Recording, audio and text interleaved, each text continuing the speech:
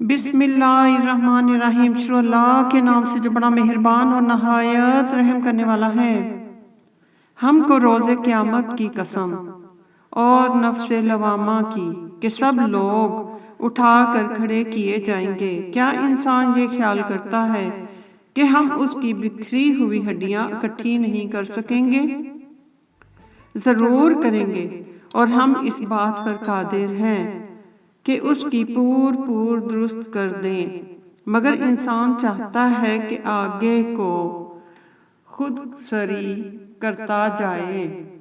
پوچھتا ہے کہ قیامت کا دن کب ہوگا، جب آنکھیں چدھیا جائیں گی اور چاند گہنا جائے گا اور سورج اور چاند جمع کر دیے جائیں گے۔ اس دن انسان کہے گا کہ اب کہاں بھاگ جاؤں، بے شک کہیں پناہ نہیں۔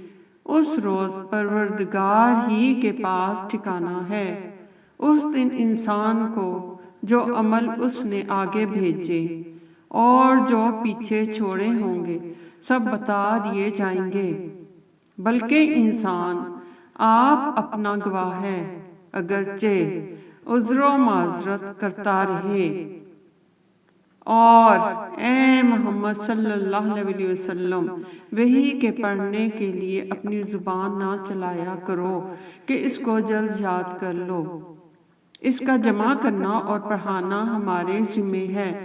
جب ہم وحی پڑھا کریں تو تم اس کو سنا کرو اور پھر اسی طرح پڑھا کرو، پھر اس کے معنی کا بیان بھی ہمارے ذمہ ہے۔ مگر لوگوں، تم دنیا کو دوست رکھتے ہو اور آخرت کو ترک کیے دیتے ہو۔ اللہ اکبر۔ ربنا آتنا فی الدنیا حسنۃ وفی الآخرۃ حسنۃ وقنا عذاب النار۔